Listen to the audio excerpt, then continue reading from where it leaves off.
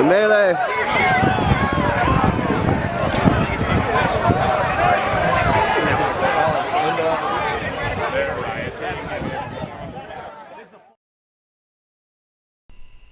Hey guys, so while you watch some footage here, I want to talk to you a little bit about how everything started getting blown out of proportion regarding Trump supporters and labeling Trump supporters. So it's kind of where this is not necessarily where it began, but I think this is where really things exploded was during the April 15th riots, which you are seeing in front of you on the screen right now. You know, there were people that were alt-right, probably white nationalists. I don't know if there were anybody. Sure, probably weren't any neo-Nazis there. I mean, who knows? You know, I don't know everybody that was there, but there were a couple Antifa that were masquerading as Trump supporters. They threw up a Sig Heil hand salute. Everybody saw that, and that really that went viral. I think. I mean, everybody saw those pictures, and so that most definitely did not help things.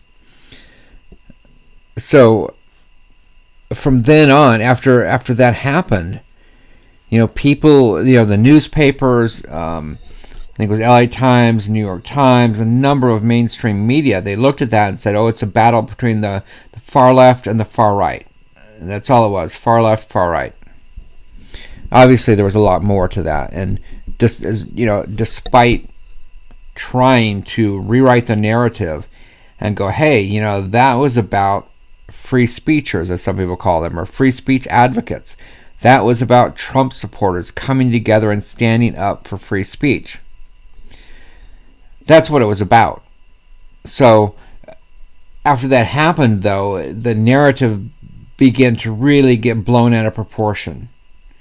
Now, then you have the case where that was in April 15th. I'm going to skip over April 27th right now because, you know, nothing really happened that is relevant to this discussion. Well, yeah. So let's go on to Portland. Now, I went and I filmed the Joey Gibson Patriot Prayer Rally in Portland on June 4th. 2 weeks before that, that was the case where Jeremy Christian, a guy who I don't even remember, I think he was a Trump supporter. I don't think it ever came out that he wasn't a Trump supporter. But, you know, he was harassing two teenagers, I believe, on a train, and a couple guys came to their aid. They got stabbed, all three of them. Two of them died. Jeremy Christian is the person I'm talking about. And then, you know, immediately, you know, suddenly, you know, a far-right neo-Nazi or whatever is, you know, people said that guy was part of the group. He was part of Patriot Prayer, even though Patriot Prayer, Joey Gibson of Patriot Prayer, ejected the guy. They would not let this guy, several times they did, they would not let him join their rallies for a very good reason, because the guy he was a nut.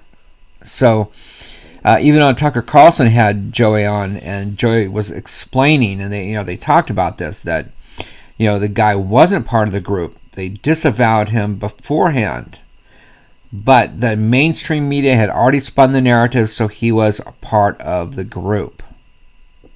So that was the June 4th rally.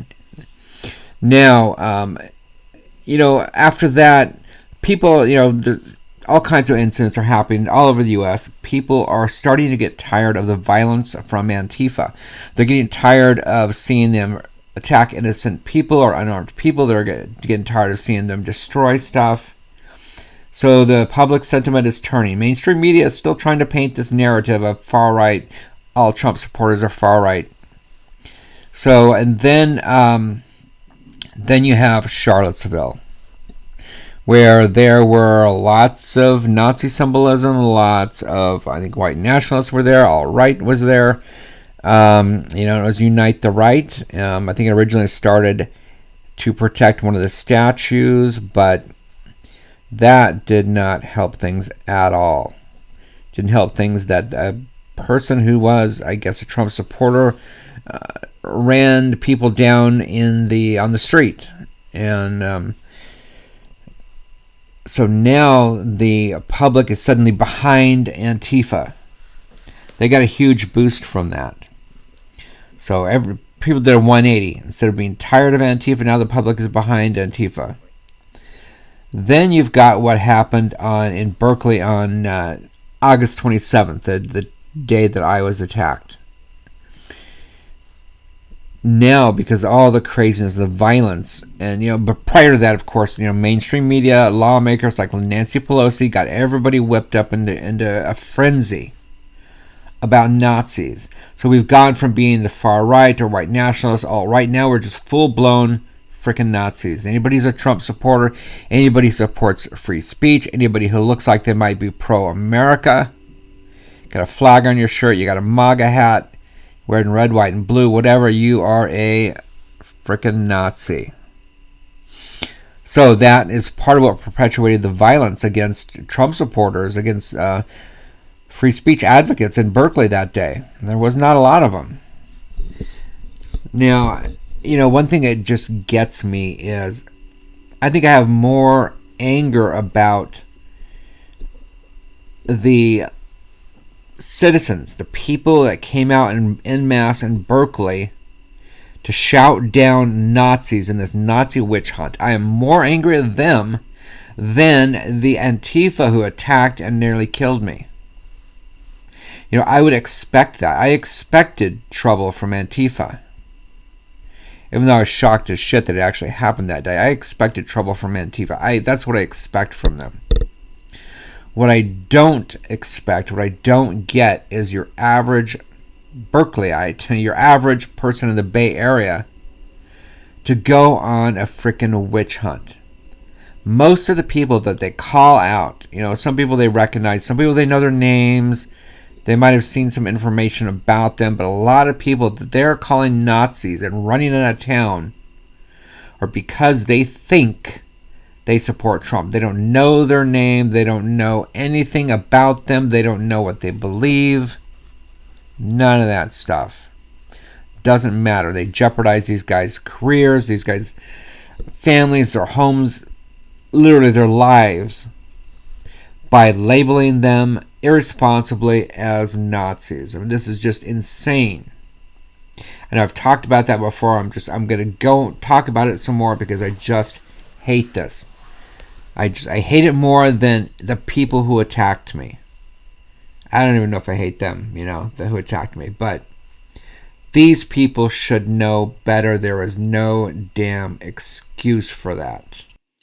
Okay, so let's fast forward a little bit. So you're seeing a little bit of video from right there, from back to August 27th. And pretty soon you're going to see a rabid crowd just surround someone, a blonde woman primarily, who, a couple others, who think she is a Nazi.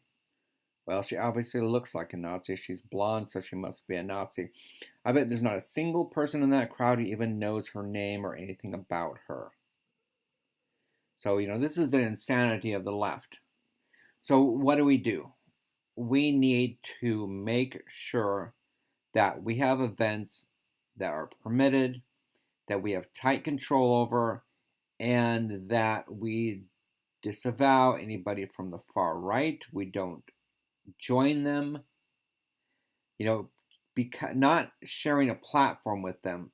I can refuse to share a platform with someone without trampling on their free speech. I've heard it before, that if you don't share a platform with them, you're denying them free speech. That's bullshit.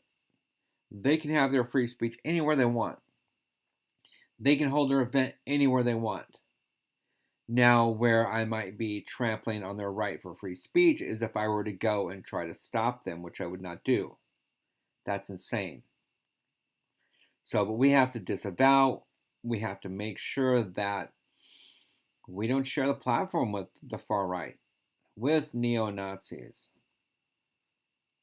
And that will kind of help get the movement back on track, weed out the cancer, get the movement back on track where it needs to be.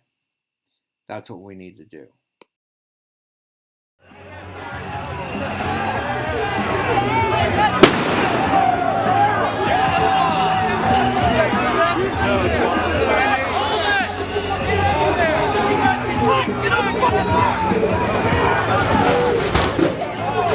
You belong in the trash, assholes!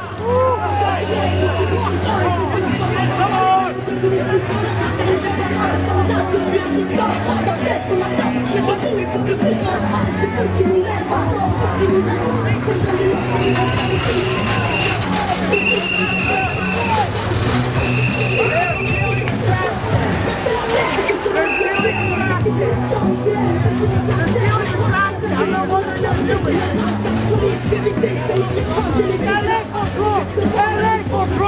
LA for Trump!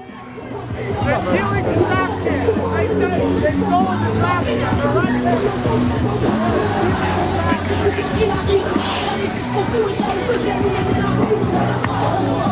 What are you guys trying to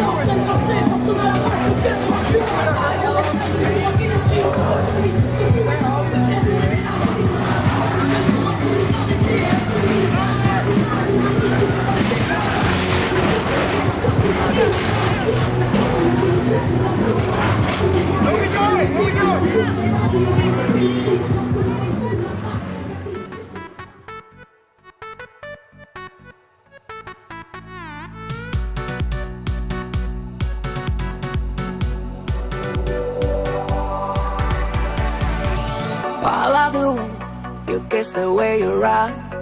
I love the way your breath just with the wine. I love the way you call me little child, and I will never let you go. You love the way I touch your skin with mine. We're in the skies, I can't get